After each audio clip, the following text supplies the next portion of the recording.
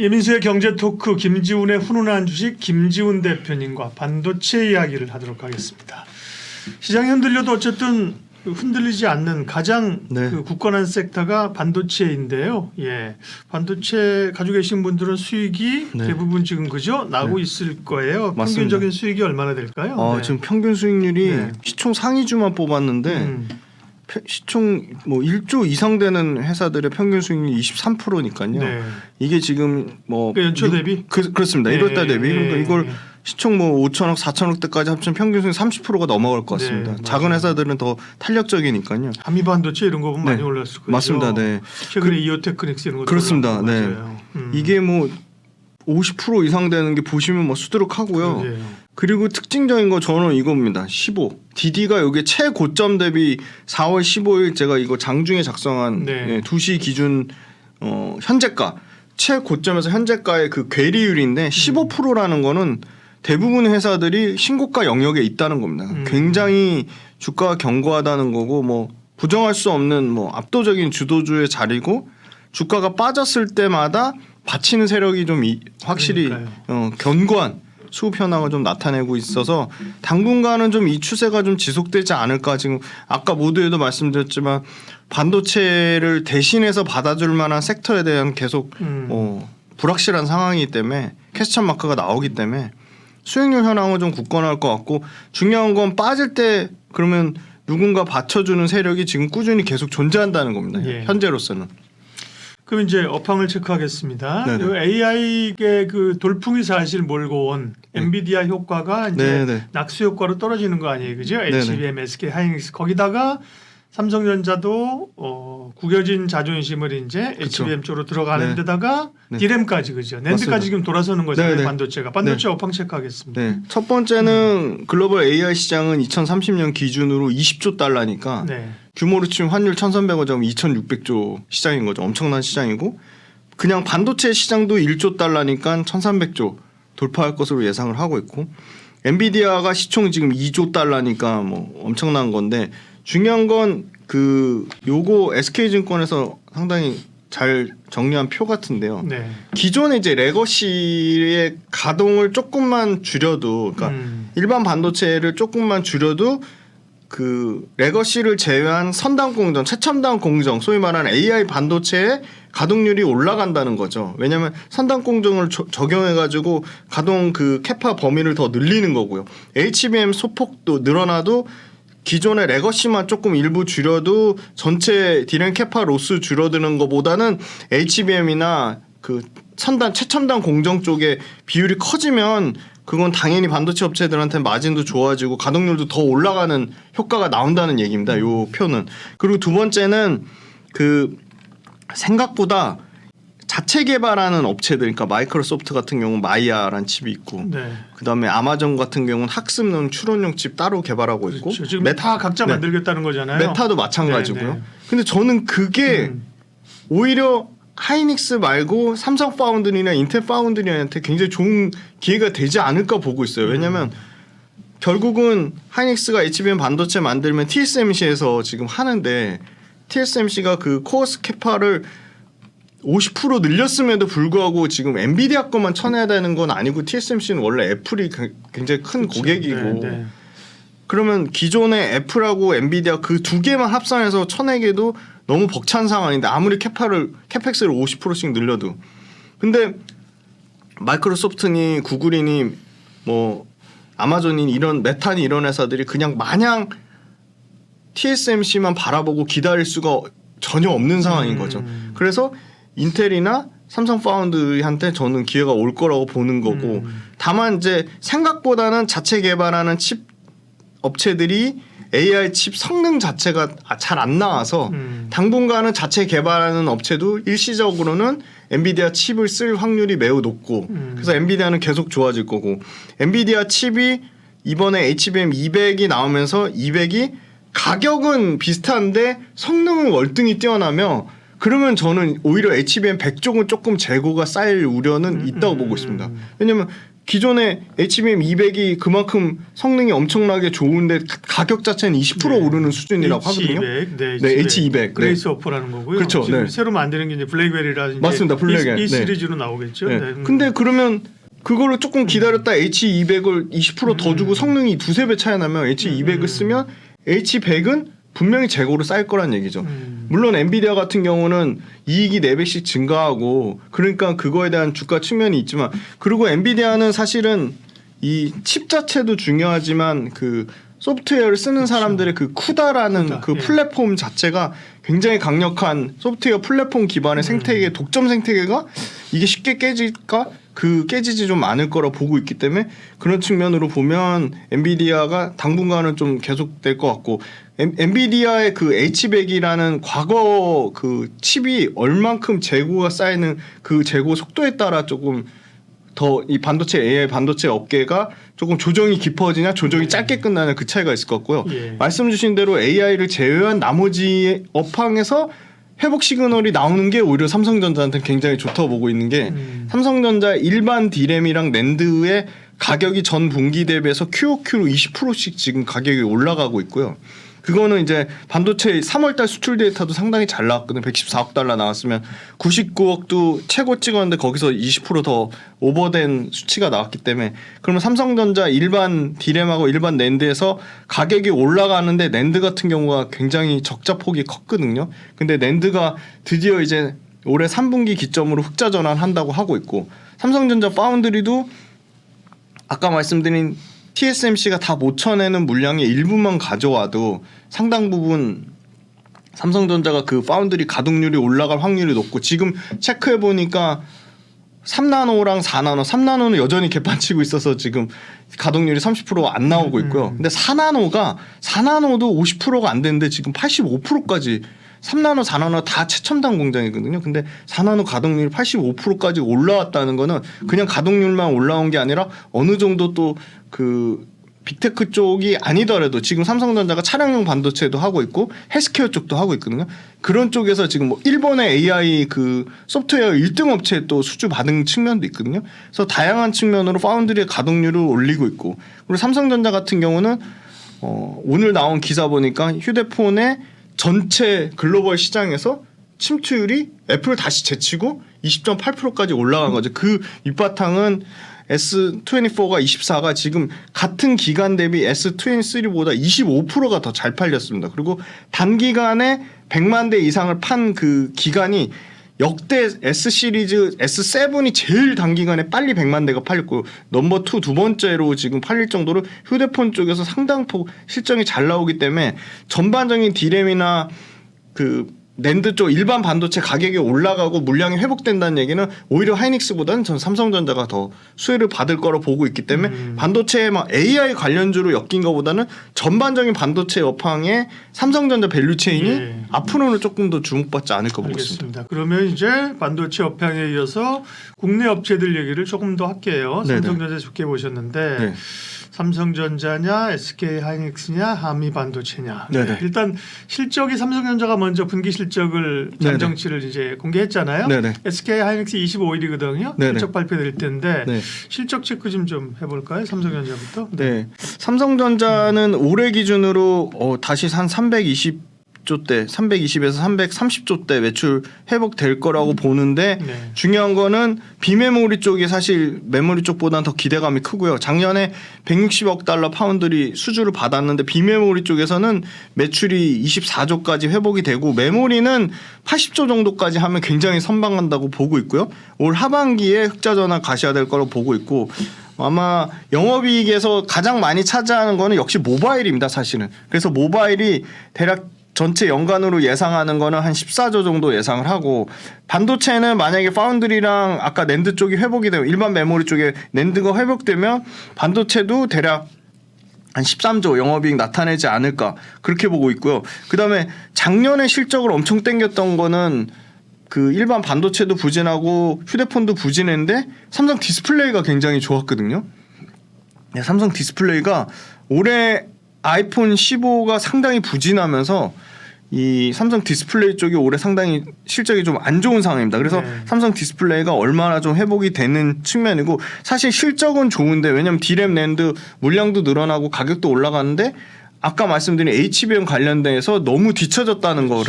그래서 지금 HBM3E의 12단 같은 경우는 삼성이 아마 하반기에는 SK하이닉스랑 동일한 수준으로 양산을 하지 않을까 그런 기대감이 있어서 HBM3E 관련된 그 부분이 얼마나 모멘텀이 가시적인 이슈로 나오냐 보고 있고요.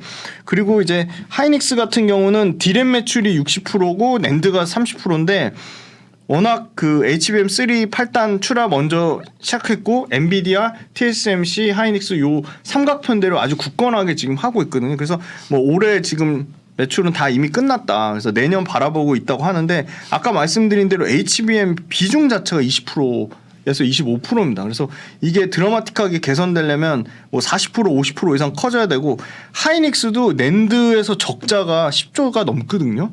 근데 지금 올해 예상되는 게 전년 대비 9조 이상 낸드 적자를 축소한다고 하니까 이 낸드 적자폭 왜냐하면 낸드 매출이 35%에서 40% 차지하는데 얼마나 이 적자폭을 줄일 거냐 그거에 대한 부분을 보고 있기 때문에 하이닉스가 일단 영업이익이 올해 연매출 대략 60조에 13조 예상하는데 13조 나오려면 낸드 쪽이 빨리 흑자 전환해야 된다 그렇게 보고 있고요. D램하고 낸드 가격 중에 특히 이 가격 상승률이 올해만 대략 평균 60% 상승할 거라고 보고 있거든요. 근데 이거는 D램하고 낸드 60% 올라가는 거는 하이닉스에 해당되는 게 아니고 삼성전자 같이 해당되는 거기 때문에 그거는 이쪽 하이닉스 쪽이 크게 그 뭐 긍정적인 하이닉스만의 요인이라고 보긴 좀 어려울 것 같고 하이닉스가 지금 아까 말씀드린 연 HBM이 D램에서 매출 23% 차지하면서 전체 매출 9조인데 요게 지금 9조, 12조, 15조 이렇게 가는 그림이라고 보고 있습니다. 그래서 저는 하이닉스는 여전히 업황이 HBM 최대 수혜주긴 하지만 하이닉스보다는 삼성전자가 더 매력적이라고 보고 있습니다. 네. 주요 기업들 수급을 한번 먼저 좀 체크할게요. 관심인지 보기 전에 보면 뭐 삼성전자는 외국인들이 계속 사들이는 거잖아요. 지금. 네, 그렇죠? 맞습니다. 예, 좀 표현이 그렇죠. 미친 듯이 사들이면서 올라가는 거죠. 그 전에 하이닉스를 많이 샀고, 네, 맞습니다. 그죠? 네. 그 다음에 또 어쨌든 소부장에서 가장 주목받는 거는 한미반도체잖아요. 네, 네. 네. 계속해서 이제 마이크론 납품 네, 얘기도 네. 있었고 오늘도 네. 보니까 무슨 또 약간 검사 장비 비슷한 걸 하나 또 장비 네. 하나 개발했다 네, 네. 그래가지고요. 네. 박동신 부회장 그 양반은 네. 뭐 신제품 나올 때도 옆에서 딱 이렇게 사진 찍대 오늘도 사진 찍게 나왔는데 네네네. 예, 주요 기업들 수급이나 밸류에이션 네, 좀 네. 체크해 주세요. 네. 네네. 말씀하신 대로 삼성전자가 외국인이 이제 지분율이 57% 가까이 늘어났고요. 여기에 삼성전자 수급인데 뭐 금액으로 치면 1월 달부터 4월 달까지 누적으로 7조 넘게 샀어요. 7조 정도 됩니다.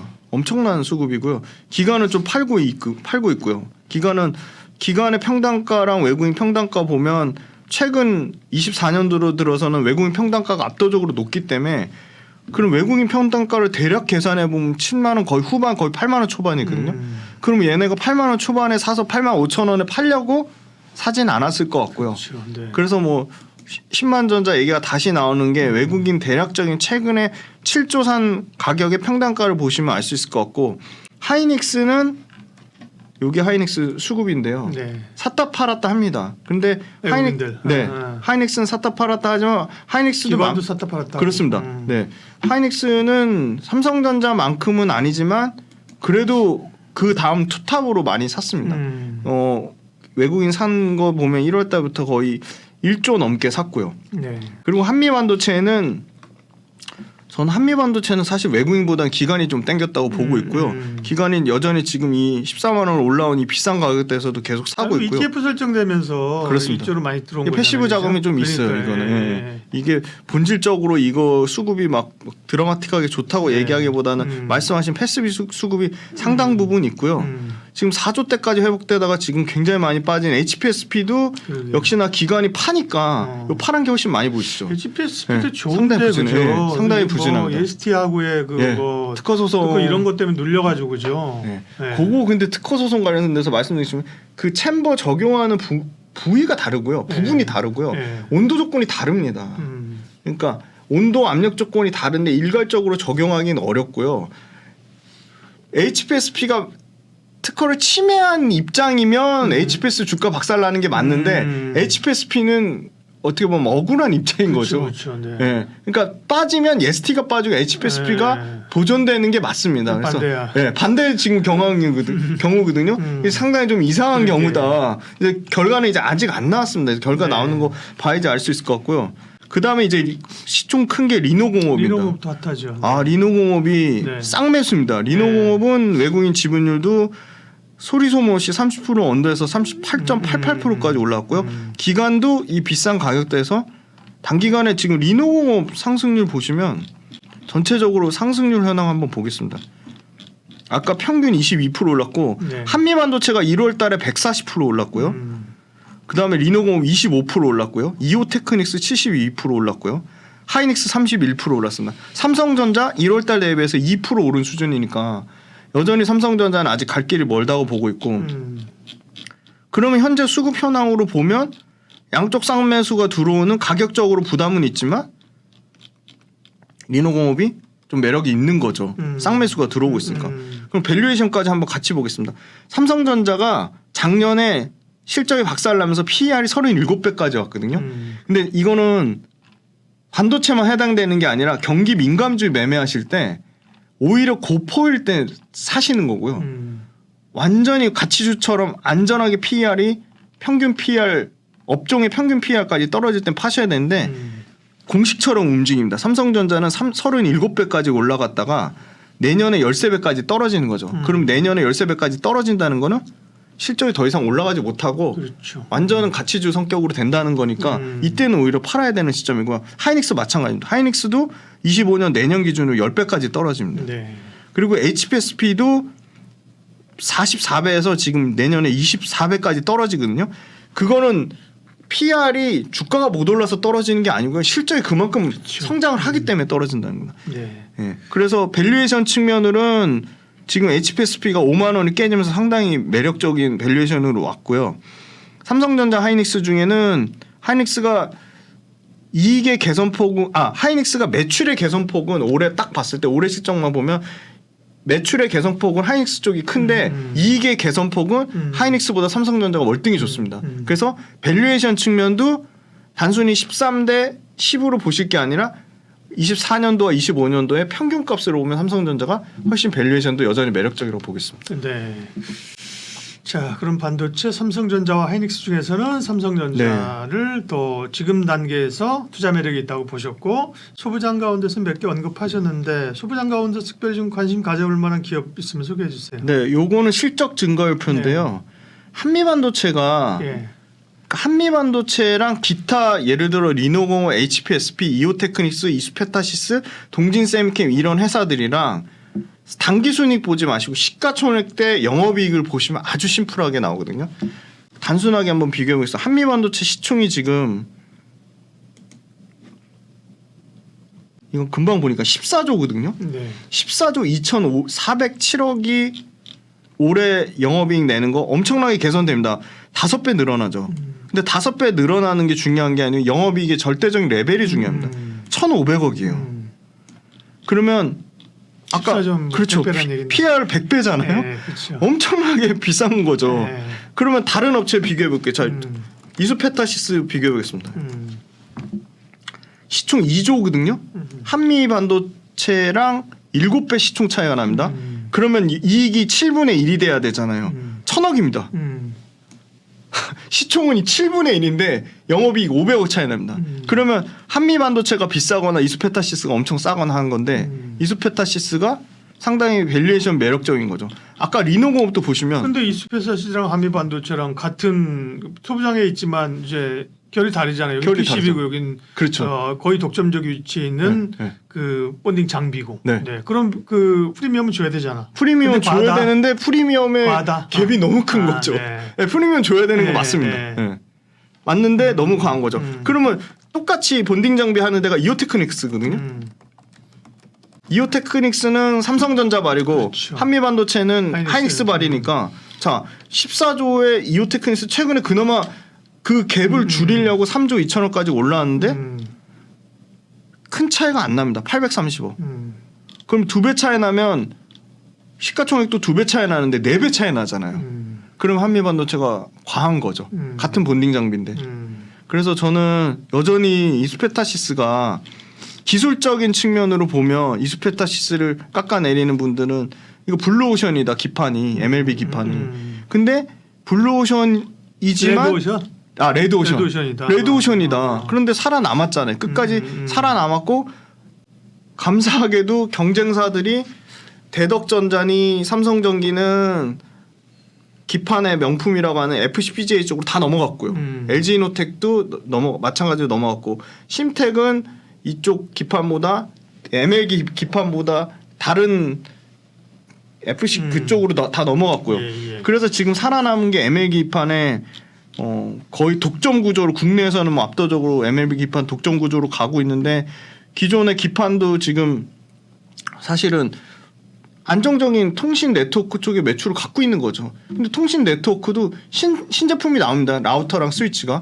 그러면 신제품 라우터랑 스위치가 나온다는 얘기는 그만큼 더 단을 더 높게 싼다는 얘기거든요. 그럼 가격도 비싸지고 신제품에 대한 마진도 좋아지는 겁니다. 네. 물량도 신제품이 늘어나는 거고요. 그리고 신제품을 받는 회사도 압도적인 1등 업체예요. 브로드컴이라든지 이런 통신 1등 회사고. 그다음에 AI 빅테크 쪽은 엔비디아가 연에 지금 매출 단위 150억, 350억, 올해 1100억 예상하거든요. 2배, 3배 늘어나는 구조인데 엔비디아만 그 MLB 기판을 이수페타시스 거 받겠다는 게 아니라 지금 구글하고 메타도 다 고객사입니다. 지금. 그러니까 빅테크를 골고루 갖고 있습니다. 아마존까지 지금.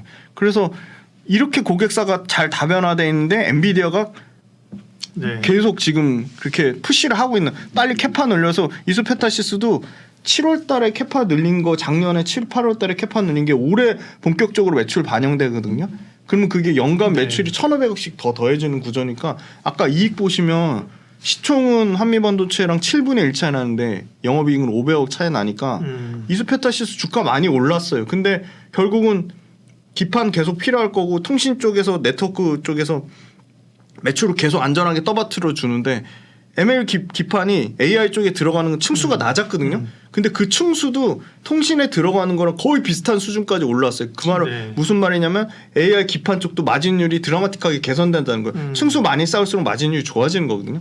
그래서 저는 이수페타시스는 계속 좋아지는 구조라고 보고 있습니다. 예, 뭐 한미 반도체 굳이 나쁘다고 할 필요 없고요, 그죠? 네, 그렇습니다. 맞습니다. 그냥 이수페타시스가 좋다고 보는 겁니다. 이런 밸류로 봤을 때는 네, 맞습니다. 네. 한미 반도체야 뭐 그러면 뭐 에코프로 갈 때는 뭐 PER 100배인데 안 갔나요? 그러니까 이게 그렇죠. 수급에 의해서 그저 가는 저는 거지만 그러니까 상대적인 부분을 말씀드린 겁니다. 한미반도체에서 나쁘다는 얘기 절대 아닙니다. 네. 밸류로 보면 싸진 않다. 그렇습니다. 그래서 어떻게 보면 그런 밸류로 봤을 때 들어오는 거 같이 있는 걸 보면 이수페타시스가 눈에 들어온다. 그렇죠. 그러니까 같은 반도체 업계에서 100배라는 부담스러운 밸류를 들어가냐. 그리고 같은 AI 똑같은 수혜를 받는데 조금 더 밸류에이션이 낮아서 성장 여력이 더 있는 쪽에 들어가는 개인의 판단 차이니까 한미반도체를 정확하게 말씀드려요. 나쁘게 얘기한다기보다 상대적인 매력도가 떨어진다. 네, 그렇게 말씀드리겠습니다. 알겠습니다. 반도체 이야기 김지훈 대표와 함께 나눴습니다. 고맙습니다. 감사합니다.